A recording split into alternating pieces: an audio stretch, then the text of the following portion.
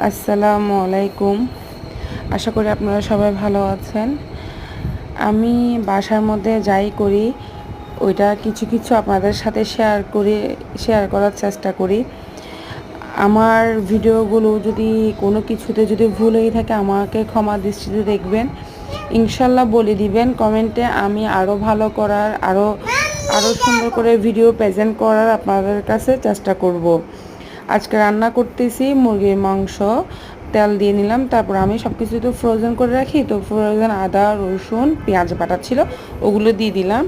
পরিমাণ মতো লবণ মরিচ আর মশলা দিয়ে দিলাম। সব কিছু দিয়ে ভালো করে কষায় নিব, বেশি করে ভালো করে কষাই নিলে রান্নাটা দেখবেন যে মাশাল্লাহ খেতেও মজা লাগবে আর ভালো হয়, মরিচের গন্ধটা থাকবে না। ভালো করে কষানো, তারপর একটু করে পানি দিব।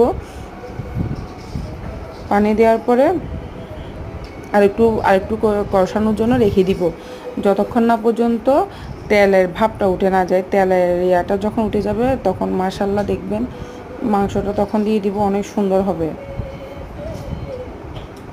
দেখেন তেলটা উঠে গেল।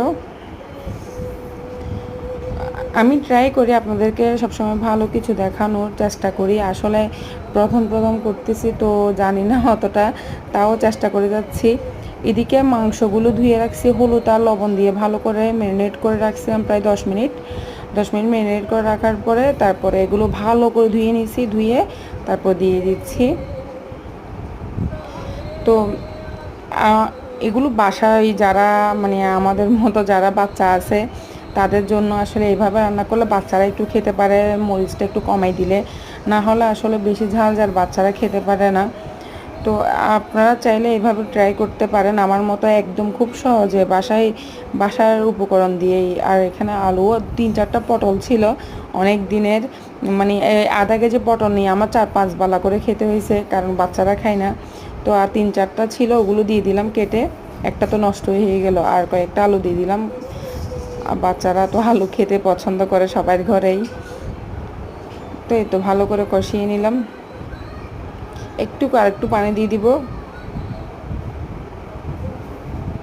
আপনারা চাইলে এভাবে ট্রাই করতে পারেন বাসায় খুব সহজে।